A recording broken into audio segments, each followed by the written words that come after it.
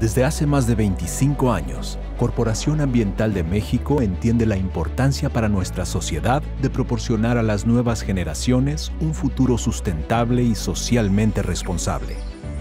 Por ello, nos esforzamos en ofrecer soluciones socioambientales integrales, buscando la completa satisfacción de nuestros clientes, nuestros colaboradores, nuestros socios y de la comunidad en donde participamos. En CAM, estamos comprometidos con la innovación y la calidad tanto en nuestras prácticas operativas como administrativas, que sumadas a las tecnologías de vanguardia y el talento de nuestros especialistas, aseguran los más altos estándares de calidad de nuestros servicios.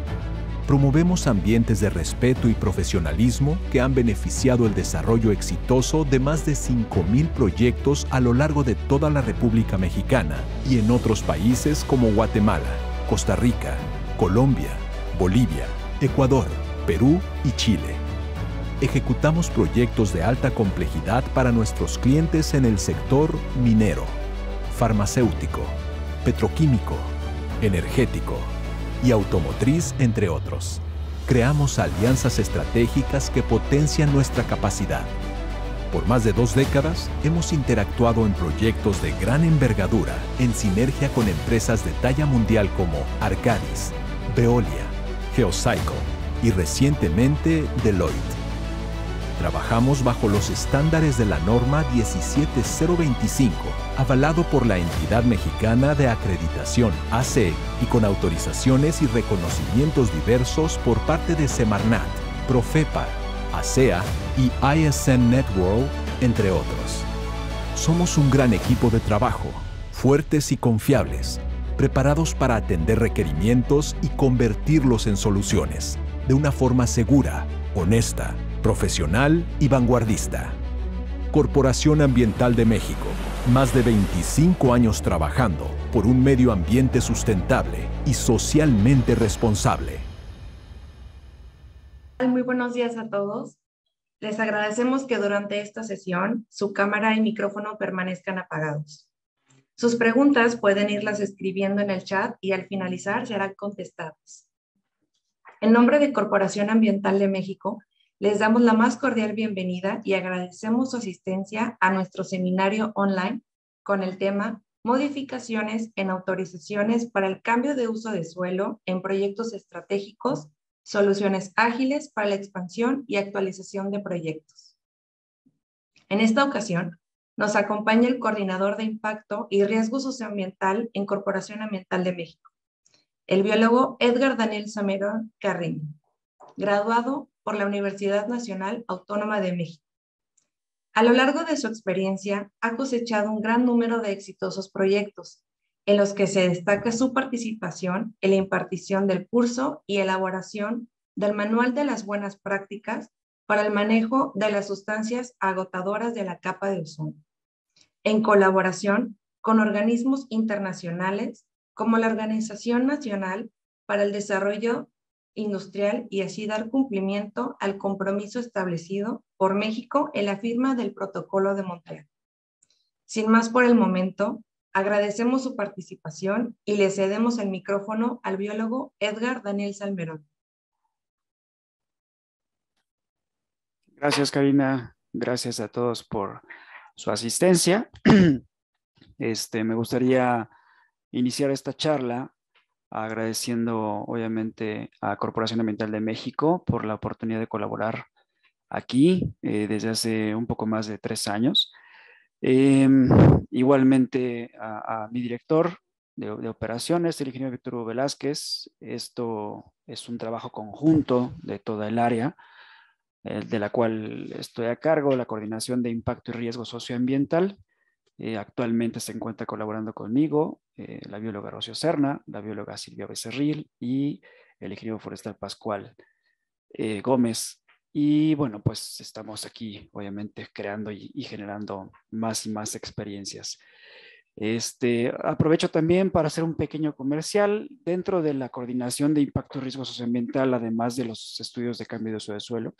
También hacemos pues obviamente las actividades asociadas a impacto ambiental, impacto social, las evaluaciones de impacto social. También hacemos las actividades de rescate, reubicación de flora, de fauna, los programas de reubicación de especies, de reforestación, el seguimiento de las condicionantes ambientales. En fin, es una serie de servicios que tenemos aquí ya adjudicados en el área y pues parte de esto es lo que les queremos compartir. Actualmente estos trámites, las modificaciones en las autorizaciones de cambio de uso de suelo es algo pues realmente nuevo, es de lo cual somos pioneros aquí en CAM, principalmente con ASEA, es con quien hemos tenido ya la oportunidad de interactuar para esto y bueno, pues les vamos a platicar un poco de qué es este tema y de qué va. Inicio compartir pantalla para que ustedes me digan por favor si todo sale bien.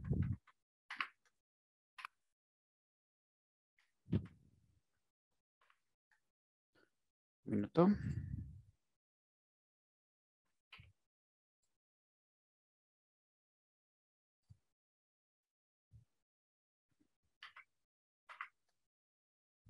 Listo.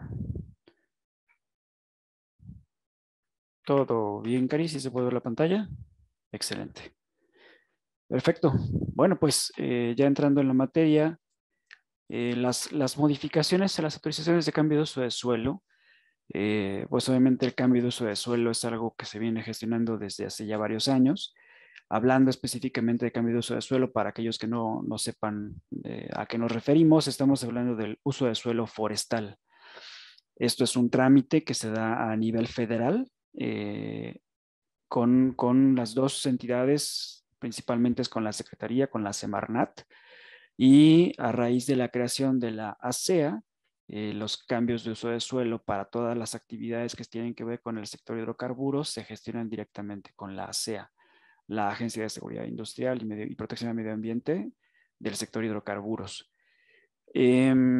Como antecedente, quisiera traer a la memoria, a partir del año 2021, particularmente el 26 de abril de 2021, se publica en el Diario Oficial de la Federación la nueva ley o la actualización de la Ley General para el Desarrollo Forestal Sustentable. En esta última reforma, pues se tomaron en cuenta diferentes aspectos que no se habían cerrado con la publicación del reglamento que se dio en el año 2020. Entonces ya con esta publicación se van cerrando como los temas regulatorios y sobre todo formalizar y dar certeza jurídica de este trámite a nivel federal, ¿no?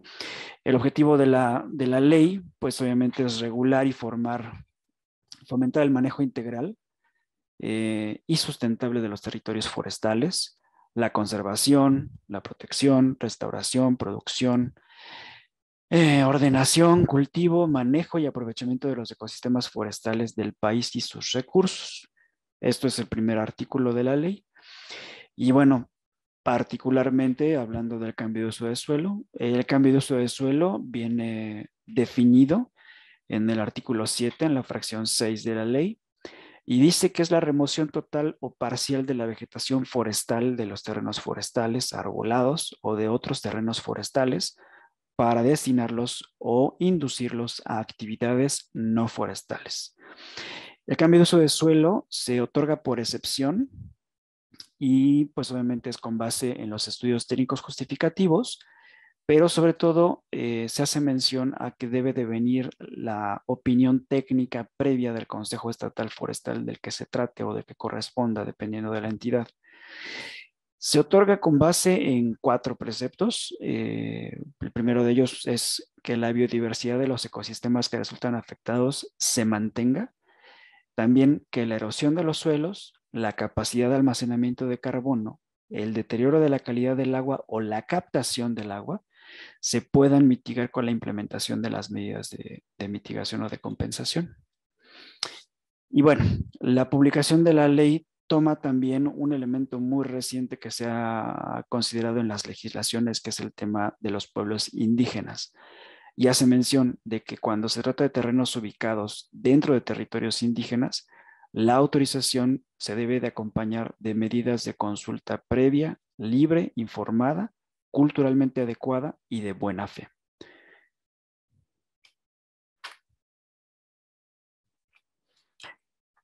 Para el tema del cambio de uso de suelo en terrenos forestales, sí es necesario tener en el contexto diferentes definiciones, y obviamente estas definiciones son de tipo jurídico, ya que vienen establecidas tanto en la ley como en el reglamento. El reglamento, como comentaba, se publicó en el año 2020 y para el tema específico de cambio de uso de suelo hay algo importante que se debe de considerar. De acuerdo con el artículo 138 del reglamento de la ley forestal, los terrenos forestales van a seguir considerándose como tales aunque pierdan su cubierta forestal por acciones ilícitas, por plagas, por enfermedades, incendios, deslaves, huracanes o cualquier otra causa.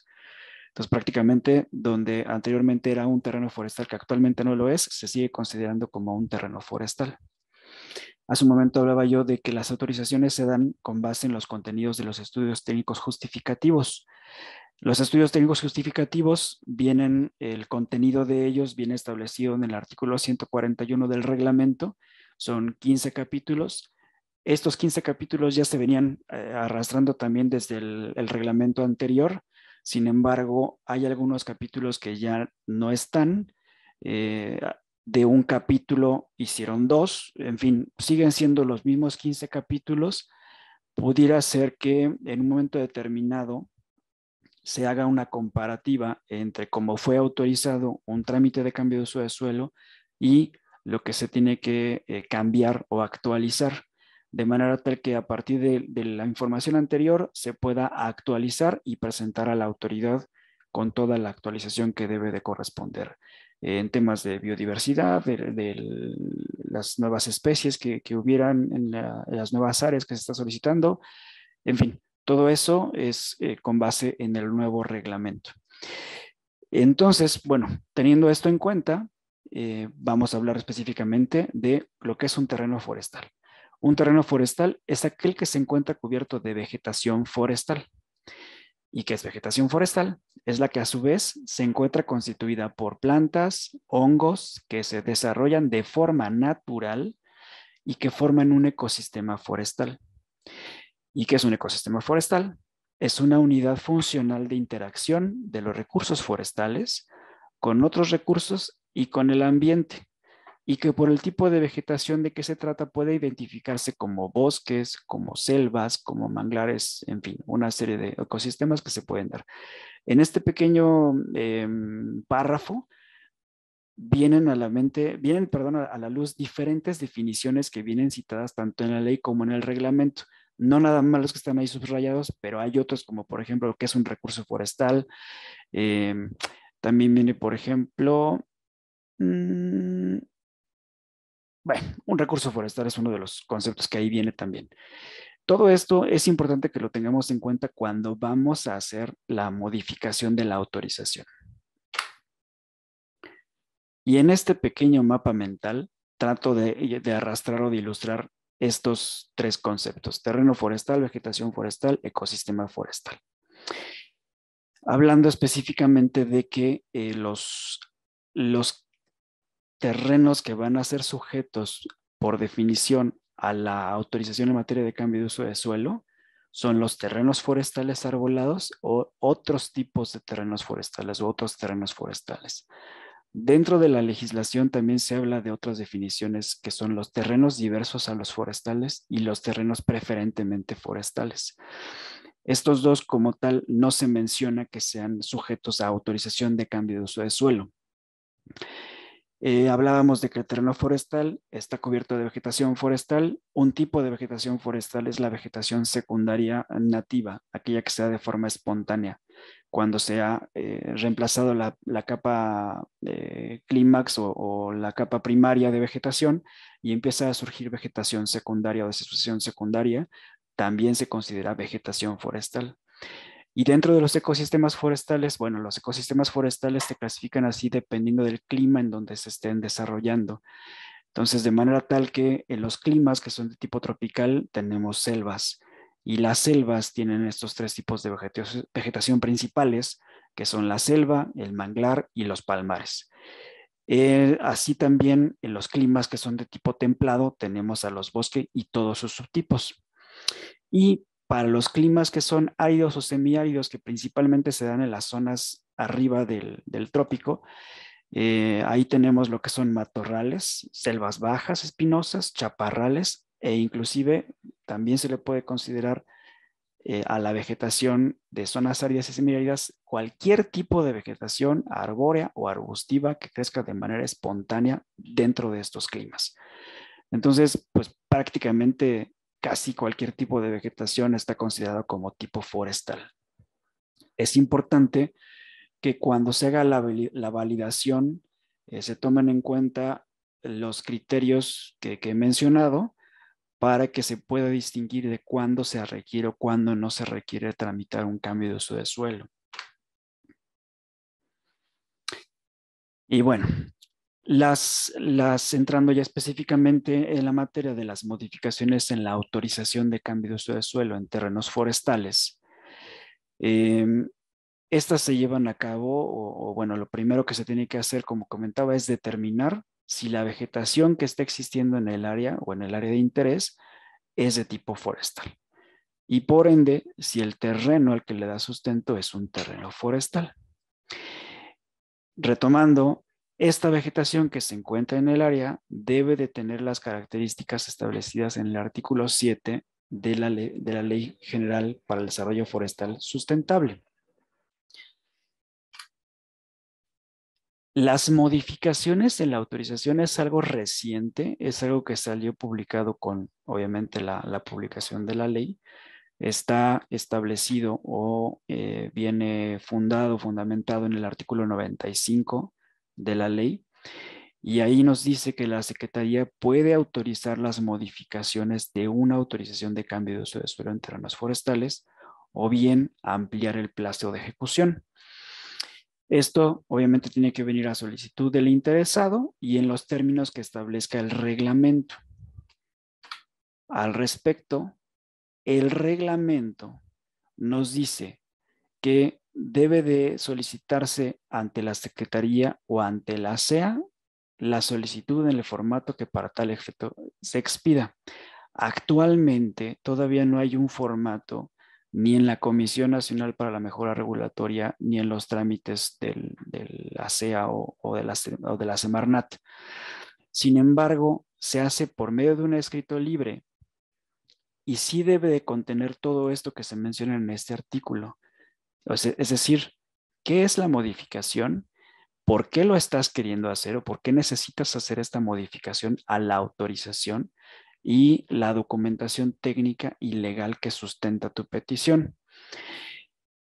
Y algo muy importante, cuando la modificación incida en alguno de los contenidos del ETJ que se presentó anteriormente o bajo el cual fue autorizado el proyecto, se debe de adjuntar la actualización correspondiente.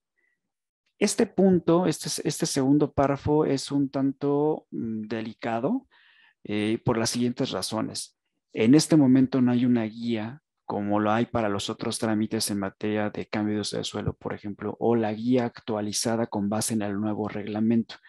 La guía que existe y que está pública toma en cuenta el contenido del anterior reglamento. Todavía no nos han actualizado la nueva guía. Entonces, sí hay que hacer como un análisis minucioso, una comparativa de cómo fue autorizado el proyecto y cómo se tiene que presentar la actualización correspondiente para ver qué contenidos debemos de retomar y traer a esta nueva información. Ahora, ¿por qué lo estamos proponiendo nosotros de esta manera? Porque como no hay una guía y no hay una forma en la cual los evaluadores dentro de la autoridad puedan constatar o revisar qué es lo que se está actualizando, y pues obviamente la forma en la que lo vamos a presentar o lo hemos venido presentando es actualizando los contenidos de los capítulos que correspondan con base en las modificaciones que se tienen que hacer. Cuando has solicitado la modificación en la autorización, de acuerdo con el artículo 147, son estos dos artículos, el 146 y el 147 del reglamento. La autoridad te puede resolver de dos maneras. La primera es que si las modificaciones no afectan el contenido de la autorización otorgada, entonces no se modifica la autorización y así lo establecen.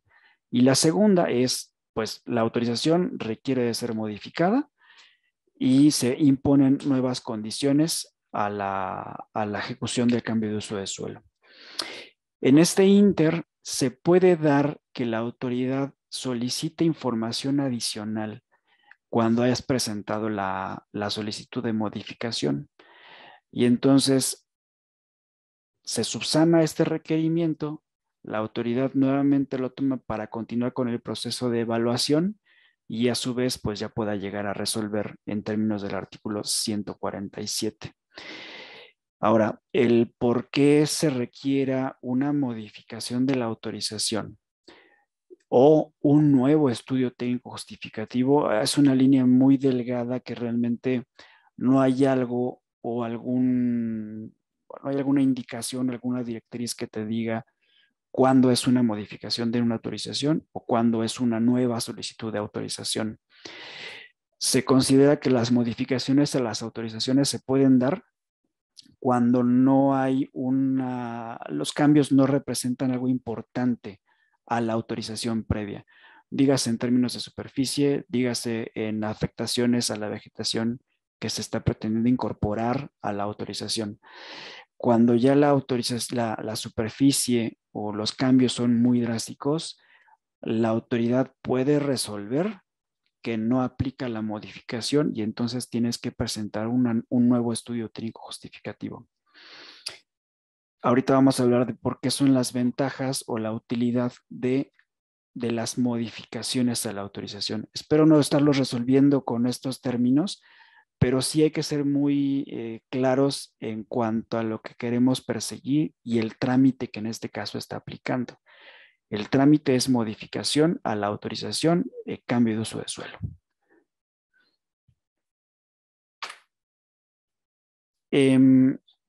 Pues realmente a manera de resumen, la evaluación como tal y como está establecido ahorita en los procedimientos administrativos, los tiempos de resolución, de acuerdo con la CONAMER y la ficha del trámite, se toman 3 meses. Más o menos los 3 meses, como vienen establecidos en la Ley Federal de Procedimiento Administrativo, los 3 meses se pueden traducir a 20 días hábiles, que son regularmente el tiempo que toma un mes. El trámite nos dice que en los primeros 15 días es el plazo en el cual la autoridad nos pudiera prevenir en el caso de alguna información faltante. Si esta información no se presenta, pues el trámite obviamente se desecha, ¿no? Transcurrido este tiempo, nos da 5 días solamente para subsanar cualquier información que pudiera estar faltando de manera inicial. Es decir, si cuando tú entregas tu trámite no está completo tu expediente, no tienes la información técnica, no tienes la información legal, pues la autoridad te lo va a prevenir. Ahora, dentro de los siguientes 15 días, en el caso de que no te hubieran prevenido, en los siguientes 15 días, la autoridad te puede solicitar información adicional o te va a decir que no aplica tu modificación, que tienes que hacer una nueva solicitud de autorización, es decir, formular un nuevo ETJ con base en el reglamento y requisitar todos los capítulos. Si en dado caso de que la autoridad se sienta satisfecho con esta información, pues si hay algo que pueda quedar todavía en duda, van a solicitar información adicional. Obviamente, pues el regulado o el promovente está obligado a subsanar toda la información que puede estar o aclarar la información que pudiera estar en duda para que la autoridad pueda tener todos los elementos y poder continuar con la evaluación. Te da 15 días para poder presentar esta información y entonces poder continuar con la evaluación. Después de que tú la presentas, suponiendo que te tomas hasta el plazo máximo, tendrás 15 días para que puedan estar emitiendo la resolución. Abajo estoy poniendo 3 líneas con pues una especie de asterisco. En el proceso de la evaluación hay dudas todavía respecto a si se lleva a cabo o no se lleva a cabo una visita técnica. No es claro en el trámite si se lleva a cabo o no se lleva a cabo. Ahora, los tiempos, como vienen establecidos en el reglamento para el caso de una autorización normal de cambio de uso de suelo, te dice la autoridad que toma 5 días para notificarte y en los siguientes 15 días va a ejecutar. Después de que se lleva a cabo la visita técnica en el trámite normal, le toma a la autoridad aproximadamente 15 días determinar el monto que se va a pagar como compensación ante el Fondo Forestal Mexicano. Pero es lo mismo, si ustedes hacen cuenta de los días, pues ahorita, por ejemplo, son 15 días para ejecutar la visita técnica y 5 para notificar, ahí ya van 20 y pues ya nos excedimos de los 60 días que vienen en la línea de tiempo, ¿no? Sí se menciona que se va a actualizar la cantidad a pagar ante el Fondo Forestal Mexicano, pero no te dice cuándo lo va a hacer. Y bueno, en el trámite normal, después de que te dicen cuánto tienes que pagar, te dan 30 días para hacer el pago. En este caso no es.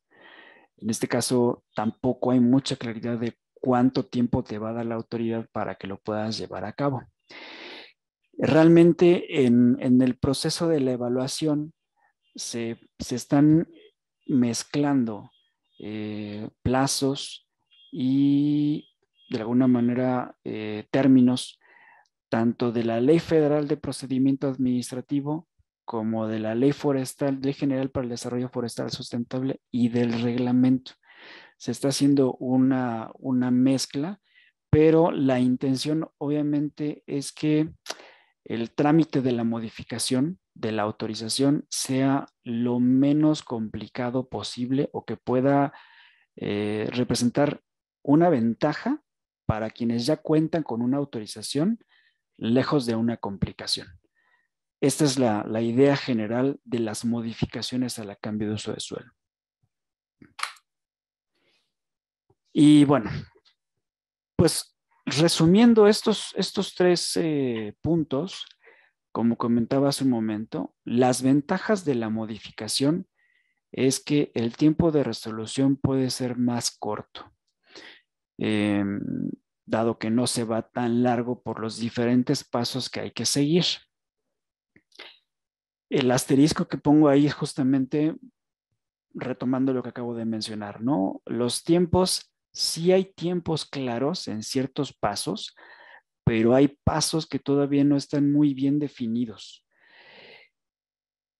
Otra de las ventajas de la modificación es la certeza y la simplificación regulatoria, es decir, que inclusive puede quedar dentro de la misma autorización a la cual ya se le está dando cumplimiento y nada más se le da continuidad y solamente se incorpora la nueva superficie a esta solicitud de cambio de uso de suelo. Pero el resolutivo sigue siendo el mismo.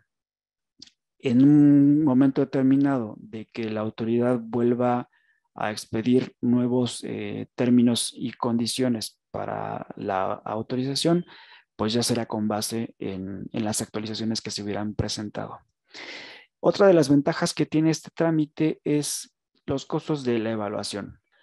El trámite de la modificación de la autorización hasta ahorita es un trámite completamente gratuito. No hay que pagar derechos para la evaluación. Obviamente, pues se traduce un poco en tiempo, dinero, no pagas, pero a lo mejor te toma un poquito más de tiempo en hacer estas adecuaciones, tiempo al interior, en lo que trabajas el documento, que pudiera ser una de las desventajas que ahí estoy mencionando, el tiempo de elaboración de los elementos que vas a presentar ante la autoridad para que evalúen por qué la modificación no representa unos cambios sustanciales en los términos en los cuales fue autorizado el proyecto de manera original. Otra de las desventajas que tiene actualmente el trámite es que, como lo comentaba, no hay una guía publicada. Entonces, con base en el nuevo reglamento y con base en este trámite. Los elementos que se dan en el trámite, que es la presentación del escrito o por medio del formato que la Secretaría expida, pues no da muchos elementos y no es una guía respecto a cómo lo vamos a integrar. En la práctica, lo que hemos hecho es que tomamos el estudio anteriormente como fue autorizado, se actualiza con base en el contenido del nuevo reglamento y se actualiza la información que corresponda. Obviamente, se debe de dar cumplimiento a lo establecido en el artículo 93 de los preceptos que mencionaba al inicio de esta charla. Si no se da el cumplimiento, no podemos utilizar la legislación anterior ni como fue autorizado el proyecto anteriormente, ¿no? Para aquellos proyectos que fueron autorizados antes de la publicación del reglamento y antes de la publicación de la nueva ley, se tiene que actualizar para dar cumplimiento a los nuevos contenidos de la ley. Entonces, el documento técnico que integre o que dé sustento a esta petición de modificación debe de estar muy bien integrado y teniendo en cuenta todos estos componentes que deben de ser, ¿no? Ahora, el segundo punto, que es el contenido abierto, es lo mismo. No hay una guía, no hay una directriz. El contenido, pues, se puede prestar a interpretación, ya sea del técnico forestal o de la persona responsable que firma el estudio, o bien a la interpretación de la promovente. Sin embargo, la práctica es sí hacerlo como si fueras a hacer un nuevo estudio, pero quitando todos aquellos contenidos que no pudieran aplicar, ¿no? Por ejemplo, si vas a cambiar de prestador de servicios o en este caso la persona que tiene el registro forestal, sí tienes que presentar esa información. Si vas a cambiar la naturaleza del proyecto, en fin, todos aquellos contenidos que dentro del ETJ pudieran sufrir cambios, es necesario presentarlos para que la autoridad, que en este momento pues también está en la madurez de este trámite, tenga todos los elementos para poder autorizar la modificación con todos los elementos tanto técnicos como legales. Eso es lo más importante. Los riesgos que nosotros hemos identificado con esta modificación es que el trámite, como lo mencioné, está en etapa de maduración. Ya se encuentra publicado en la Comisión Nacional Regulatoria, para la Mejora Regulatoria, pero todavía está como en estos ajustes que a su vez, pues obviamente se tendrán que ir revisando y adecuando como lo hacen todos los demás trámites que van sufriendo modificaciones y a los cuales pues tenemos que estar muy atentos. Como comentaba, los pasos sí están establecidos en la ficha del trámite.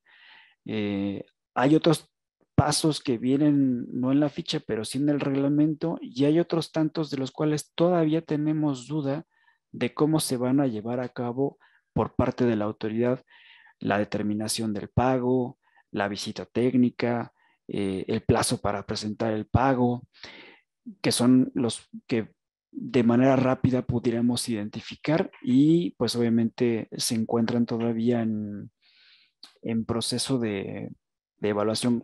Mencionaba yo que somos pioneros en el trámite de la modificación, particularmente con ASEA, y bueno, la autoridad todavía tiene ciertas dudas en cuanto a cómo proceder porque el marco regulatorio no da mucha certeza.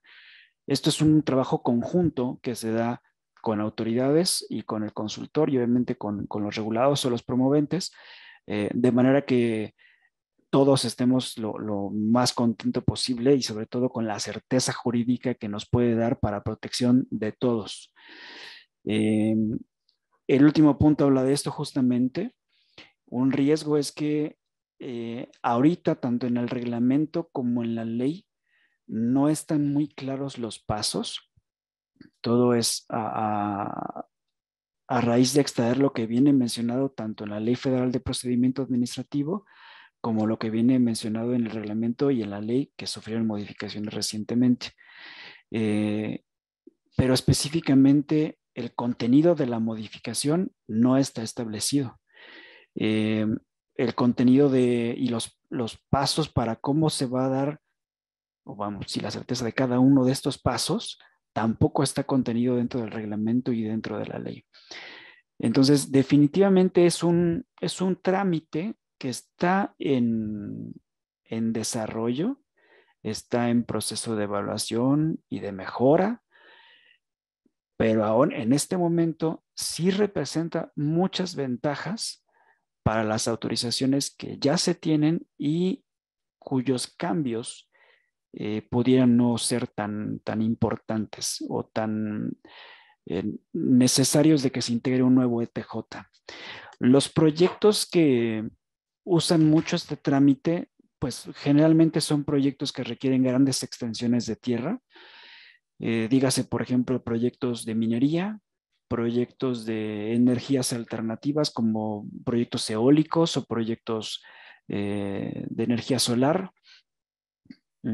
También, pues igual instalaciones obviamente para los proyectos del sector hidrocarburos, para terminales de almacenamiento, para los pozos de explotación.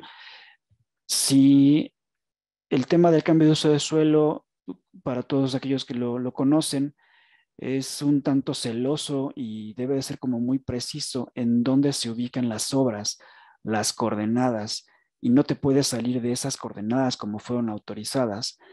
De manera que si requieres incorporar unos cuantos metros más o un poco más de superficie, anteriormente requerías presentar un nuevo estudio técnico justificativo por medio de una nueva autorización. La facilidad que tiene este trámite para todos los regulados y los promoventes es que le permite tanto al promovente como a la autoridad incorporar a esa autorización una nueva superficie que no representa un gran cambio en los términos como fue autorizado el proyecto. Esa es la gran ventaja que podemos ver de este trámite. Y bueno, pues realmente esta es la charla que queríamos compartir con ustedes.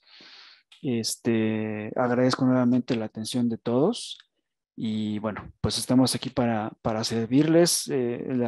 Karina López tiene nuestros datos de contacto para las autorizaciones o las solicitudes de modificación que ustedes puedan requerir y cualquier otro trámite en materia de impacto ambiental, riesgo socioambiental o de cambio de uso de suelo para que les pudiéramos servir. Les agradezco mucho la atención.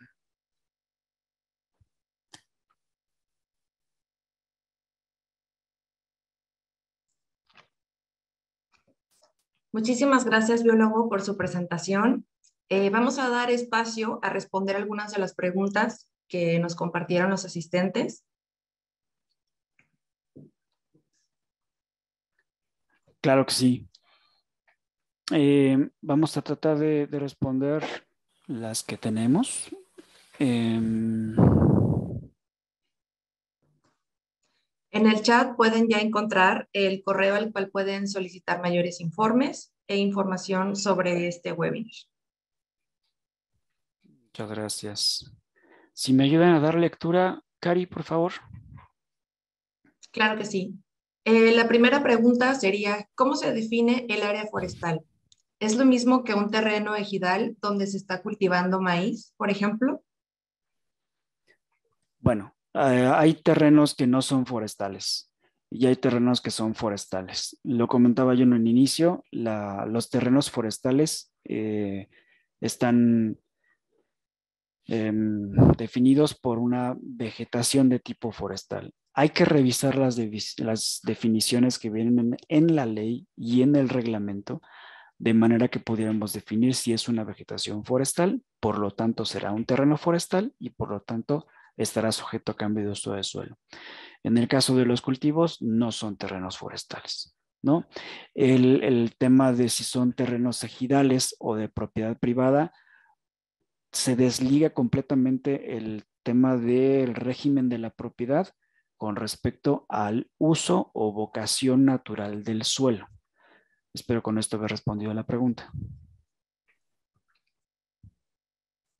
La siguiente pregunta sería, ¿el cambio de uso de suelo puede ser a cualquier tipo? El cambio de uso de suelo es quitar la vocación o el uso que tiene actualmente el terreno. Eh, Hablando de, no son términos de desarrollo urbano, que esto sería más bien la pregunta, yo creo, hacia dónde va dirigida. Tiene que ver con ordenamientos o planes de desarrollo, en este caso de desarrollo urbano, para saber si tiene un tipo de suelo industrial o un uso de suelo residencial o etcétera, aquellos usos que vengan establecidos en los planes de desarrollo urbano.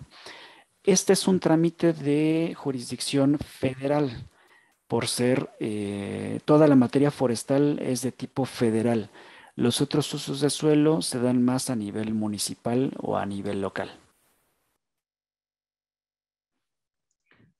¿Cuál sería la forma de acreditar ante la ASEA que una autorización de cambio de uso de suelo no requiere acompañarse de medidas de consulta indígena? ¿O cuáles serían los criterios para definir si un territorio es o no indígena?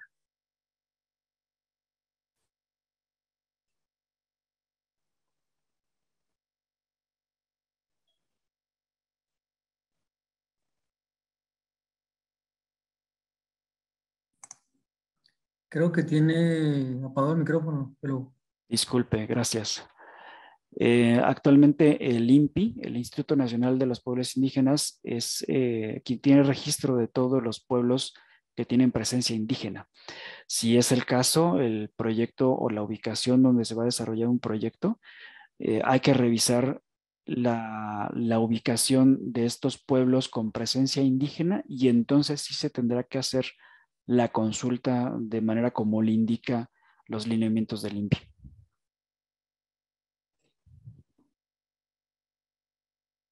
La SEA es competente en cambio de uso de suelo forestal únicamente cuando se vayan a realizar actividades del sector de hidrocarburos. Es correcto.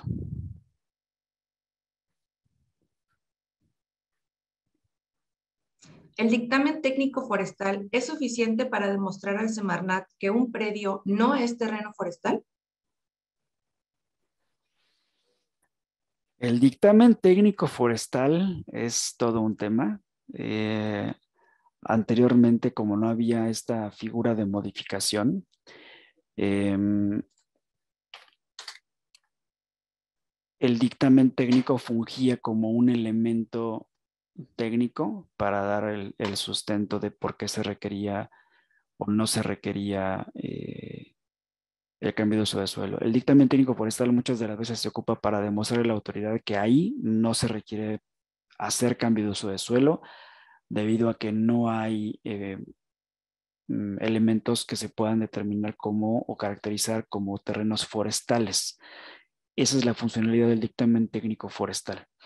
La modificación de la autorización, al hacer el trámite, estás diciendo que la superficie que estás incorporando sí es de tipo forestal.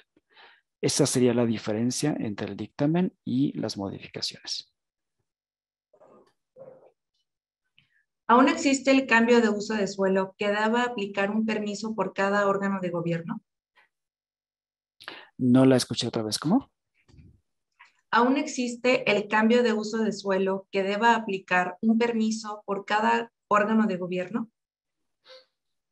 La autorización de cambio de uso de suelo para este caso forestal es solamente con la Semarnat a nivel federal.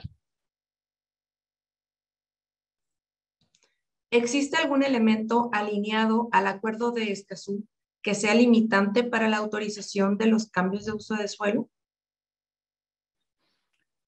Todos los ordenamientos a nivel nacional de todos los órdenes de gobierno, inclusive los compromisos u ordenamientos internacionales también, deben de estar vinculados a los proyectos. Si no se hace una buena vinculación con estos ordenamientos o con estos instrumentos, pudiera ser que no se autorice el cambio de uso de suelo. Entonces, la vinculación es muy importante en cómo se haga. ¿Han presentado modificaciones a DTU y si sí, qué experiencia han tenido? No, actualmente no hemos presentado modificaciones a DTU. Como tal, el trámite de modificaciones a DTU no está publicado hasta donde yo tengo entendimiento. Se tiene la modificación de autorizaciones en materia de impacto ambiental y ahora las modificaciones en cambio de uso de suelo. ¿Cuál es la experiencia que tienen en el área de impacto y riesgo socioambiental? No entiendo la pregunta.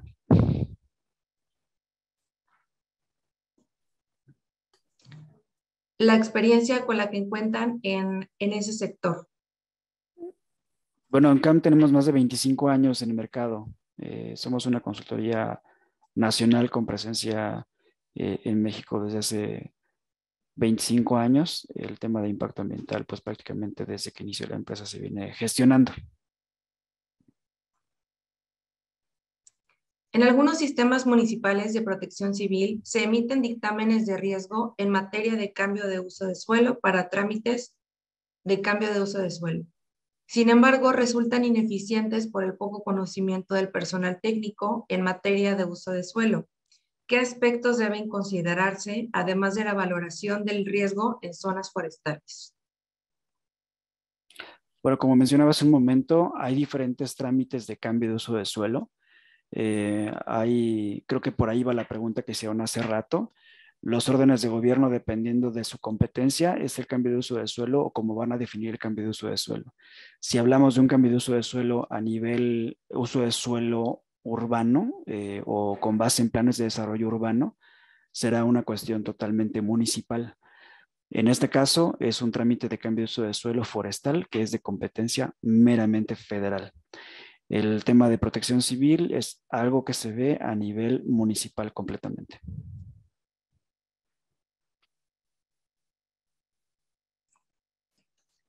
La opinión del Consejo Forestal Estatal se debe realizar previo al trámite de cambio de uso de suelo con la Federación. La opinión del Consejo Estatal Forestal es parte del procedimiento de autorización de materia de cambio de uso de suelo. En las modificaciones de la autorización no viene mencionado que se deba de realizar una consulta ante el Consejo Estatal Forestal. Y el hecho de que no venga mencionado no significa que necesariamente no lo van a consultar. Pudiera darse que el caso, dependiendo del proyecto, que se solicite la opinión del Consejo Estatal Forestal. Y es también otro de los riesgos que pudiera quedar ahí en el aire con el trámite de las modificaciones. Muchísimas gracias, biólogo, al responder las preguntas de nuestros asistentes. Si alguien más tuviera una pregunta o bien no se respondió en esta ocasión, pueden escribirla a calopez@cam-mx.com y con mucho gusto los estaremos contactando con su respuesta. Vamos a dar inicio a la entrega de reconocimiento.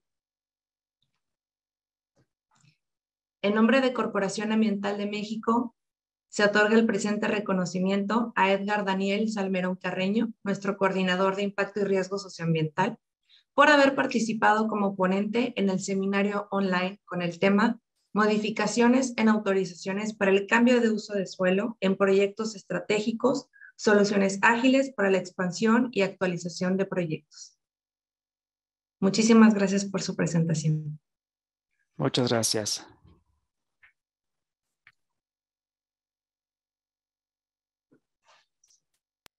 La sustentabilidad es una forma de trabajo en la cual el objetivo es alcanzar el mejor nivel en aspectos como el cuidado del medio ambiente, buscando provocar el menor impacto posible y alcanzar la excelencia en la calidad de productos y servicios.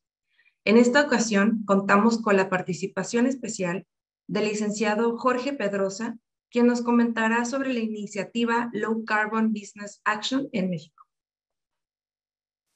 Muchísimas gracias, Karina, por la invitación a Corporación Ambiental de México, CAM, por supuesto a Jerjes Pantoja y sin duda la extraordinaria presentación que nos acaba de dar Edgar Salmerón con estos temas pues de gran interés, que pues es siempre pues cumplir con la normatividad y la regulación.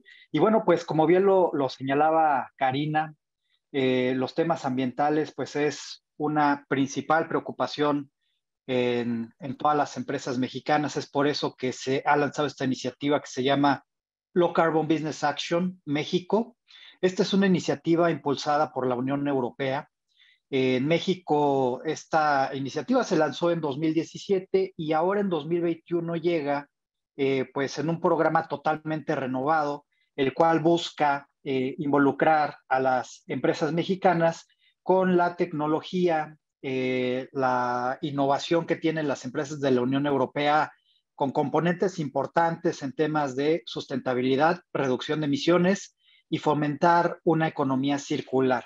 Las empresas que participan en el programa del lado de la Unión Europea están divididas en 9 sectores, que va de recuperación de energía a partir de residuos, servicios bajos de carbono, gestión de residuos sólidos, energías renovables, movilidad verde, agricultura y silvicultura verde, edificios verdes, tratamiento de agua y tecnologías de la información y comunicación orientados a la sustentabilidad. Como verán, es una cartera de sectores bastante amplia y en ese sentido, lo que estamos haciendo es promover en México todas estas tecnologías e innovaciones que van alineadas a los retos que tienen las empresas con operaciones en México.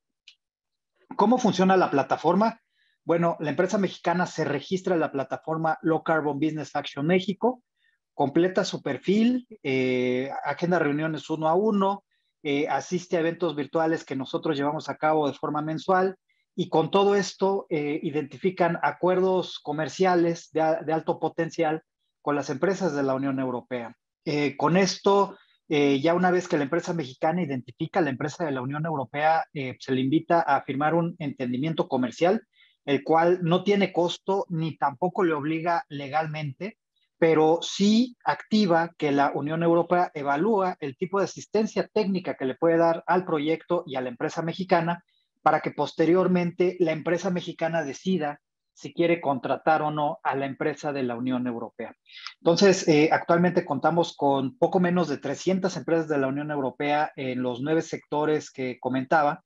Y pues ahora sí que lo que hemos estado trabajando con todas las empresas ha sido pues promover esta iniciativa totalmente gratuita para que la empresa mexicana identifique tecnologías e innovación que puede ser de su interés, ya sea para comprar esa tecnología, para ser distribuidor o para tener algún acuerdo comercial. Por último, pues nada más señalarles que pues este programa tiene una duración de 3 años. Ya completamos el año 1 y vamos por otros 2. Y con mucho gusto, pues Karina les va a compartir mis datos para que pues quien quiera registrarse en la plataforma, de hecho aquí vemos el link para registrarse, pero de todas formas también me pueden mandar un correo, pues con todo gusto los podemos atender pues como todos se merecen. Pues Karina, esta sería la presentación, muy atentos si existe alguna duda de la audiencia y espero no haber rebasado el tiempo asignado para esta presentación. Licenciado, muchísimas gracias. Nuevamente reitero a nuestros asistentes que si tuvieran alguna duda o alguna pregunta nos pueden contactar a los correos que ya están en el chat y con mucho gusto estaríamos compartiéndoles la invitación. Muchísimas gracias a Cam, a Jerjes y a ti, Karina, por la invitación y pues mantener las vías de comunicación totalmente abiertas. Muchísimas gracias. Muchas gracias, licenciado. Nuevamente les agradecemos su asistencia y estamos a sus órdenes para cualquier duda o comentario. En este momento pueden ver en el chat el link del formulario para realizar la confirmación de los datos que les estaremos otorgando su constancia de participación y además agradeciéndoles sus comentarios para que este webinar siga mejorando y tomar en cuenta todas sus opiniones. Agradecemos de antemano su retroalimentación. Y pues bueno, es un gusto que nos hayan acompañado. Nuevamente le agradezco al biólogo Edgar Daniel Salmerón Carreño por su presentación. Muchísimas gracias. Desde hace más de 25 años, Corporación Ambiental de México entiende la importancia para nuestra sociedad de proporcionar a las nuevas generaciones un futuro sustentable y socialmente responsable. Por ello, nos esforzamos en ofrecer soluciones socioambientales integrales, buscando la completa satisfacción de nuestros clientes, nuestros colaboradores, nuestros socios y de la comunidad en donde participamos. En CAM estamos comprometidos con la innovación y la calidad tanto en nuestras prácticas operativas como administrativas, que sumadas a las tecnologías de vanguardia y el talento de nuestros especialistas, aseguran los más altos estándares de calidad de nuestros servicios. Promovemos ambientes de respeto y profesionalismo que han beneficiado el desarrollo exitoso de más de 5,000 proyectos a lo largo de toda la República Mexicana y en otros países como Guatemala, Costa Rica, Colombia, Bolivia, Ecuador, Perú y Chile. Ejecutamos proyectos de alta complejidad para nuestros clientes en el sector minero, farmacéutico, petroquímico, energético y automotriz, entre otros. Creamos alianzas estratégicas que potencian nuestra capacidad. Por más de 2 décadas, hemos interactuado en proyectos de gran envergadura en sinergia con empresas de talla mundial como Arcadis, Veolia, Geocycle y recientemente Deloitte. Trabajamos bajo los estándares de la norma 17025, avalado por la entidad mexicana de acreditación AC y con autorizaciones y reconocimientos diversos por parte de Semarnat, Profepa, ASEA y ISN Networld, entre otros. Somos un gran equipo de trabajo, fuertes y confiables, preparados para atender requerimientos y convertirlos en soluciones, de una forma segura, honesta, profesional y vanguardista. Corporación Ambiental de México, más de 25 años trabajando por un medio ambiente sustentable y socialmente responsable.